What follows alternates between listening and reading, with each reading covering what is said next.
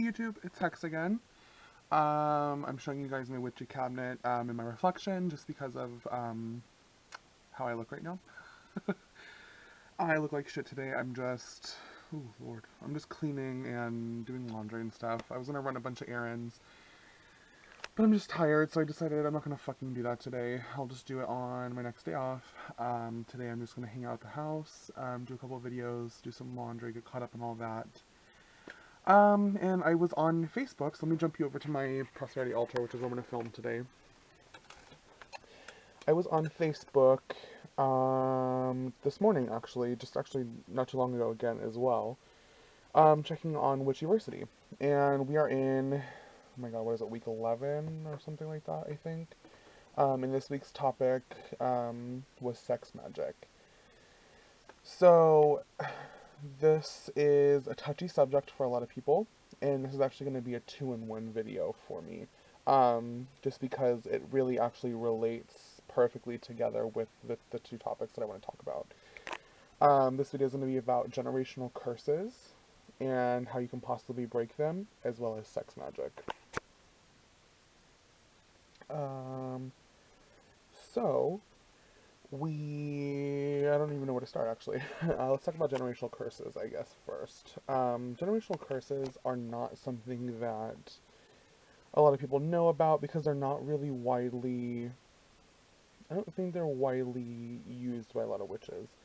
Now, I'll tell you guys my story as to why I'm going to talk about this because it was asked about in Witchiversity a long time ago and I'm just now getting to it. A few generations ago in my family, and this is a story my grandmother told me on my mother's side. Um, the grandmother that I'm talking about, I don't know, I can't remember if she worked with a gypsy woman, something to do with a gypsy woman, and the gypsy woman has cursed my family on my mother's side, and they really truly have terrible bad luck. Like, what can go wrong will fucking go wrong with these people. And it had trickled all the way down to myself when I was probably 21, so not too long ago, just a few years ago. And I had had enough. So I looked into gypsy magic. I had found a ritual to break a generational curse that was laid upon by a gypsy, but it required sexual bodily fluids. So, essentially the spell takes the sexual bodily fluids because, if you think about semen or vaginal fluid or menstrual blood, anything like that, that is used in creation, it's creating another human life. And these generational curses typically latch onto the life force of the family line. And so by gorging the curse with the life force that is found in these bodily fluids, you can almost sever the connection, and that's exactly what we did. I'm not going to go into too much detail because it's quite a graphic spell, but I enlisted the help of a friend of mine, and he came over. This is somebody I'm super comfortable with, so it wasn't a weird situation. We collected fresh semen. I actually have the little bowl here that we collected in. This has remnants of another spell I just did a few nights ago in it, but this is a little crystal bowl, and we collected the semen in here and used that to anoint ourselves and the other objects that we were using in the spell. Now, that's one way to break a generational curse, is to use sex magic to redirect it. Now, doesn't always work. It worked for me.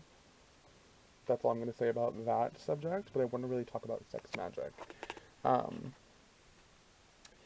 This type of magic is extremely powerful, and a lot of people don't use it, or are afraid to use it, or don't talk about it, and I think that there's a lot of education that needs to be done about this particular subject. It's something that everyone is capable of using, and probably should be using at least at one point in their life. You know, it is what it is. So, let's talk about the actual energy that is called upon. Now, it's a super primal energy that you can use when created using sex. It's I mean, it's a natural energy that's conjured between two people or by yourself during sexual acts, depending on what you're using it for. So, I mean, you can use it for cursing. You can use it for breaking curses. You can use it for love magic, obviously.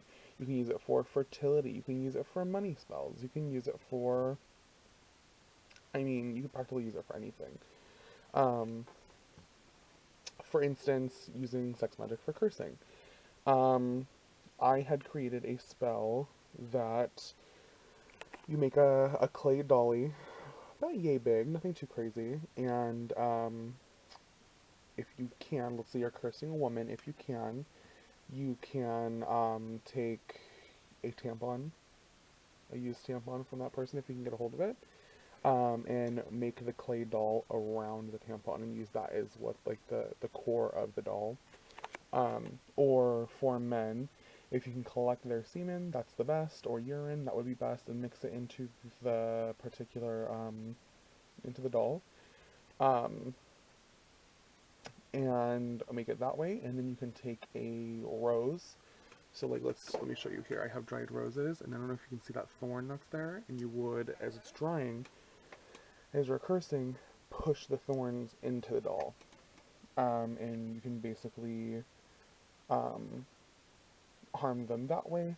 Now, the actual act of sex to harm someone, it doesn't work that way. It's more about collecting the fluids, I think, and harnessing the energy that you've created. Now, if I wanted to, let's say, stop someone from having sex, you can get a penis candle or a vagina candle, whatever the case may be, and you can stick pins in it or rose thorns if it's for a scorned lover, anything like that. Like and use your bodily fluids mixed with an oil to address the candle. Like there just are so many ways that it can be used. You can really use your imagination with this type of working.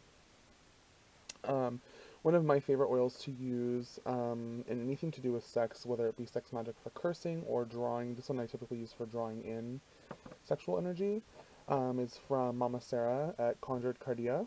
That's shop.conjuredcardia.com. And it's called Strawberry Filth.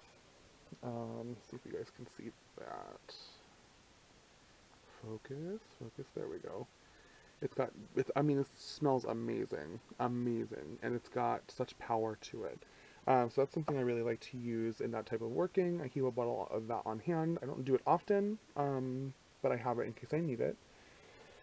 You can also, like, let's say I wanted to. I'm sorry, guys, I lost my train of thought. I totally started reading a text message just now. That's my apologies. Um, if I wanted to draw a lover in, I could use, let me see if I can grab it here. Here we go, I have one on hand actually. Chuparosa candle, which is the hummingbird candle. Now this one is a love candle. It's used to draw a lover to you, or for attraction purposes. There's just so many different ways that you can use this particular candle. And what you can do is, now, excuse my language, for those of you who are a little shy, you can masturbate and collect your bodily fluid in a little dish. Use the strawberry filth oil and dress your candle with the bodily fluid and the strawberry filth, and use that to draw them to you. Now, if I wanted to as well stop someone from having sex, or make them infertile, or anything like that, I could essentially create a doll, like I was telling you before, and make a little altar space for it, and force myself to be abstinent for the time of that spell, and put all of that intention into the working, and make sure that they can't. Um, let's see, what else? What else? Now, I'm sure all of us have heard of the Great Rite if you are into Wicca of any kind. Um, Excuse me, there's imagery of, you know, a man and a woman having sex. That's what the great rite is. It involves sex. I have seen healing spells where there is sex involved, and you're literally um, healing the body by creating a pleasurable energy that can be used to heal the aura. Also, one thing that I want to talk about is unblocking your root and sacral chakras. The root and sacral chakra, a lot of people believe that they are linked to your sex drive and anything like that. So a lot of the times, to unblock the chakra requires a sexual act. Um, that just is what it is. It's not the only way to do it, but it's probably the easiest for a lot of people, especially if you're not a Reiki practitioner or a spiritual healer of some kind, anything like that. That's something that you can do. Um, but yeah, so I just wanted to kind of address that a little bit and talk a little bit about that. Something that I also wanted to talk about to do with sex magic are different tools that can be used during sex magic. So let me just open my cabinet. As you guys can see there, I have some rose quartz on my altar. Rose quartz is amazing during sex magic to raise the vibration. Um, let's see. I like to light red and black candles if I can. Um, Florida Water cologne or Siete Machos cologne on the men during this time is supposed to act as an aphrodisiac. Um, I make incense out of rose petals, out of um, jasmine, out of bergamot essential oil. I'll do patchouli oil, cinnamon, rosemary, and then I go in with ylang ylang essential oil. Those are all just aphrodisiacs, and it basically what you're doing is if you're doing that, you're trying to lift the vibrational frequency of the working that you're doing to get as much energy out of it as possible, so that you can put that to use. But yeah, so that's just some things I wanted to talk about to do with this week's Witchiversity, and to just quickly address how I had used sex magic to break a generational curse. If you guys have any questions, leave them in the comment section below, and I will talk with you guys later. Thanks so much. I look forward to doing more videos for you guys, and until next time, blessed be.